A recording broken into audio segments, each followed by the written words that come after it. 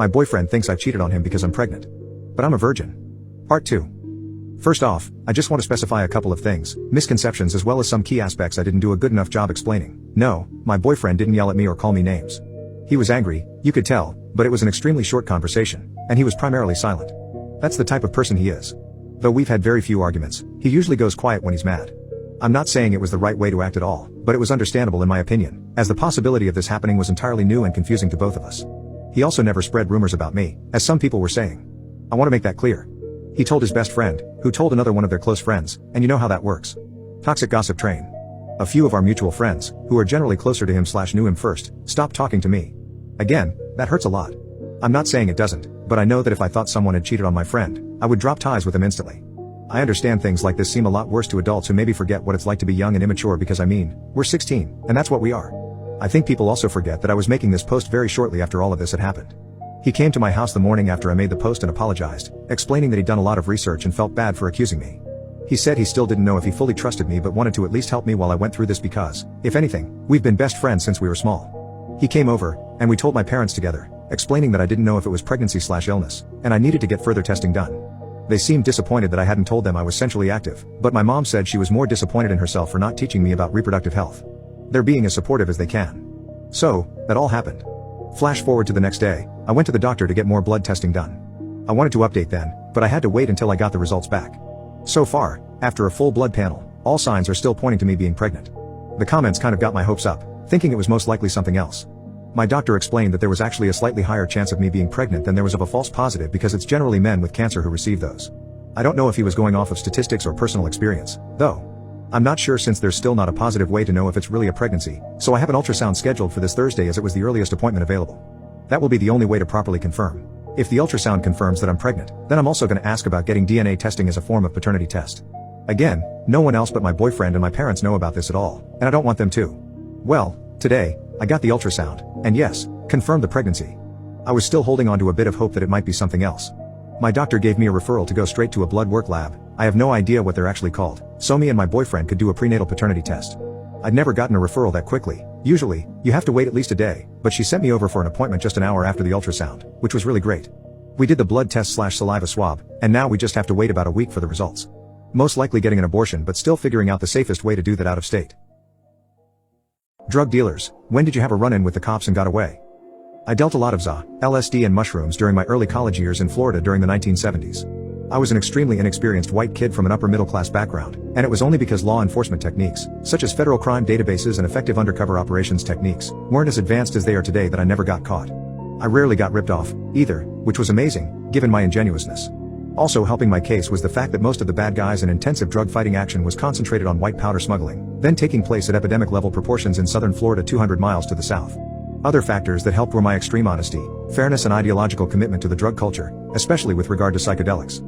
I was a naturally friendly guy, very fun-loving and non-confrontational. One night, I was doing a big deal involving several tens of pounds of ZA.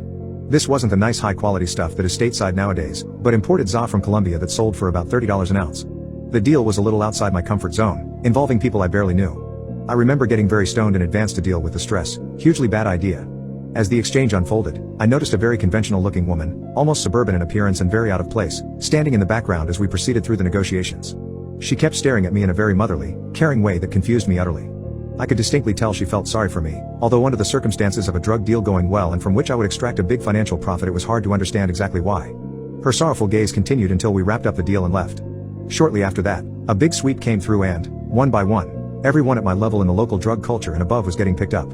It was very systematic and it was clear all the local operations had been infiltrated and compromised by law enforcement for some time. I waited in agony for my turn to be busted but it never happened. There was very much a code in place during that period, a sense of honor that disappeared from the scene thereafter, and I am pretty sure that almost no one ratted on me. It began to dawn on me that somehow I had eluded the net. About 3 months later, still on my best low-key behavior, I was driving along a highway where traffic had slowed to a near stop while police directed cars around a minor accident. As I briefly stopped at the instruction of a police sergeant, I suddenly realized it was the same woman who had been observing me sympathetically during the drug deal some months before. Our eyes locked, I froze in total terror, actually, nearly bolting from the vehicle, and it was evident we had recognized each other. Then, slowly, the same smile and concerned look I had seen during the deal crossed her face. She raised a finger, shook it from side to side as if admonishing a naughty child, and clearly mouthed the words, "No more, okay?" I nodded, my car rolled past her and we never met again. I did stop dealing after that, but I know with absolute certainty that she had made the decision that night to selectively not bust me. I have no idea exactly why, but clearly she possessed some odd sense of protectiveness towards me that saved me from a lengthy prison sentence. Students who had creepy professors. When did things go south? What I would like you to do is wear hot pants, knee-high boots, a crop top, and roam through the professor's lounge during lunch and offer more coffee, tea, and water. This was my job description for a work-study job in my second year of college. For those that don't know, work-study is a job on campus that directly pays off a tiny bit of your tuition a little at a time. I really needed this job. The job I had the year before was in the admissions office, and through some weird turn of events which I never could identify, this woman wanted me around the professors and college faculty dressed like that. Serving them. Dressed like that. Yes, it was a woman that wanted this from me. I felt it was wrong and unacceptable, and yes, this was the late 1970s when that type of dress was popular fashion, but what she was trying to do was use me to get the faculty to eat at her new faculty lounge on campus. In those days, male professors outnumbered female professors 20-1. This was an engineering college and it was a private college. I accepted the job because I needed it, but there was no way I was going to show up dressed that way. I showed up and she immediately had me change into a more form-fitting uniform. It wasn't long before some of the less dignified tenured professors began making conversation and sexist innuendos. I overheard one say, "Finally, someone around who has decent boobs." I felt so ashamed. I felt so ashamed to be a young woman. I felt so ashamed that they only cared about my looks and not about the fact that I lived in a corner of someone's basement for housing and that I only ate once a day because I couldn't afford to eat more often. I felt ashamed that I didn't have the clothing the other girls had there who attended, and there weren't that many girls on this campus.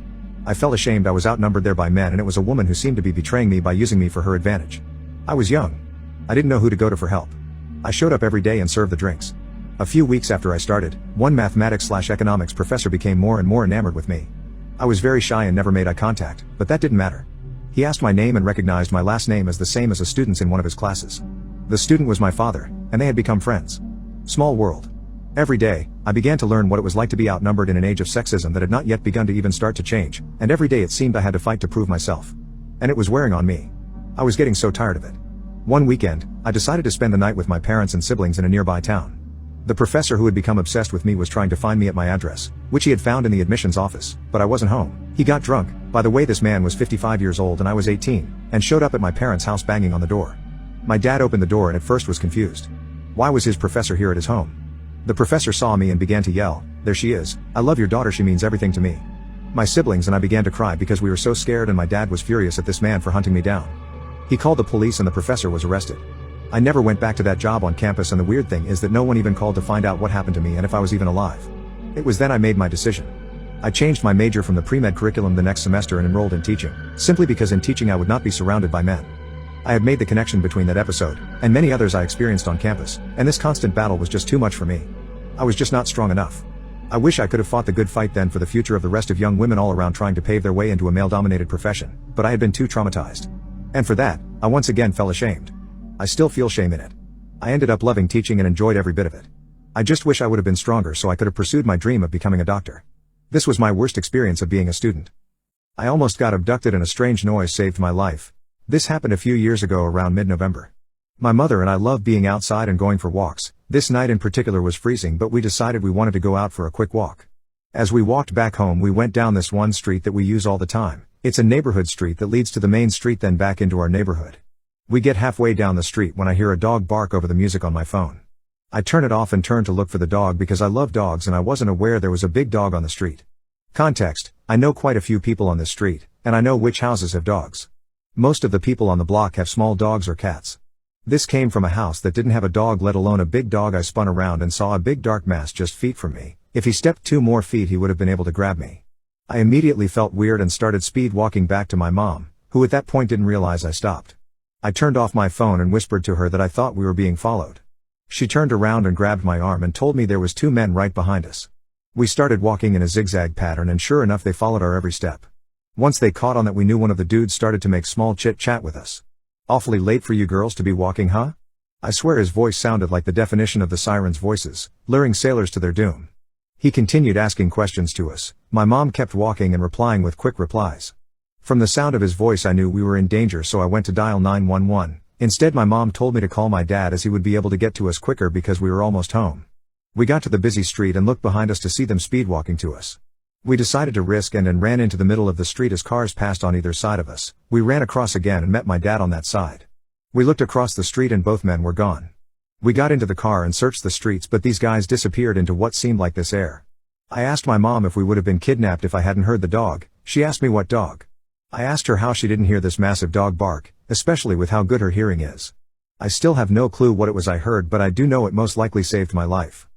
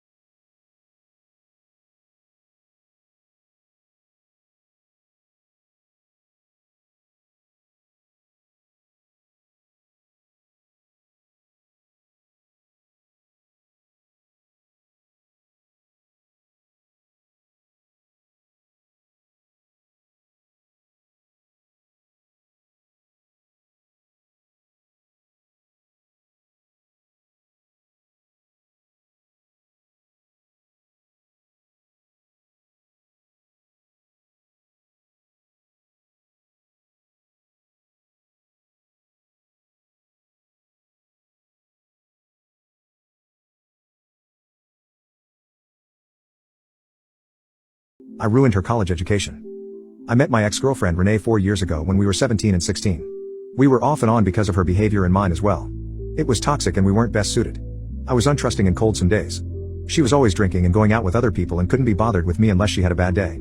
She constantly went out drinking, sending explicit pics to other guys, having sex and then blaming it on assault so I wouldn't freak out. And I handled it poorly by being strict and creating rules and being way too overprotective of her. Which I can admit is my bad. But she always made me the source of her issues and blamed me for her parents hating her. Her sister is mean to her. Not having a social life. Even though I stopped her from sewer slide when I met her, helped her finish high school, and helped her get a scholarship to my local university. We finally broke up when she moved here for college from a few states away almost 2 years ago. When she at 19 started dating a minor behind my back. I went on with my life and she went on with hers. I met somebody and we had a perfectly healthy relationship and she brought out the best in me and made me become a better person until a month ago when I lost her to complications in her life and she had to leave. I grieved as I needed and continued trying to do better like she always wanted for me. Flash forward a week ago when Renee and I ran into each other and started talking again, told her how my life was going, she talked about hers. And we started being friends again. She knew I was grieving and at first was incredibly sympathetic and I figured we could have a good friendship. After a day she started comparing me to her new boyfriend and making fun of me for things I lacked and would rub in my face how better he is at everything compared to me. The shoe dropped when she started rubbing in my face about having sex with him and how it must suck knowing I can't again with my ex. I'm fine with being insulted but bringing her up knowing my pain pushed a line. I told her to knock it off and don't talk about it and she proceeded to treat me like a client at her job. She helps mentally disabled people and knows I have a slight disability, and kept telling me that if I don't want to be talked to like that then stop telling her what to do. She gets drunk one night and starts yelling at me about our relationship and all the issues she endured for being with me. I apologized and made my amends because I can agree I wasn't always the best. Never expected her to apologize for hers but made clear how sorry I was for my part as I know I wasn't always correct, and she finally went to bed. Next night she calls me at 1 a.m, she gets incredibly drunk. Starts calling me names and saying I'm mean because she's bringing up sex with her boyfriend and how she's doing it while texting me and I get sick of it and tell her to go away. She makes comments like she's gonna keep screwing him, to where I make a comment of that's nice, now if only he could satisfy, which brought her boyfriend into a rage and threatening to shoot me, and then Renee pipes up and says she should go find my ex and tell her how horrible I used to be and ruin everything so if the day comes where she can come back, she will never want to see me again. Cue my nuclear revenge. They both were college students living in the dorm on scholarships. The college has a rule against alcohol and you will lose your scholarship if caught with it. So I contacted the police, gave them her dorm number, explained she's underage drinking, her boyfriend is supplying the alcohol, and she's currently having sex in the dorm with him. Police show up, dorm roommates let them in, knock on the door, catch her drunk with all sorts of alcohol from over state lines. My state has a lesser alcohol rating so stuff from the next state over is double in alcohol percentage, and catch them both obviously having sex while she's drunk. She ends up charged with underage drinking, he's charged with giving alcohol to a minor and is looking at added sensual assault charges because he got her drunk and then screwed her while she's under the legal age.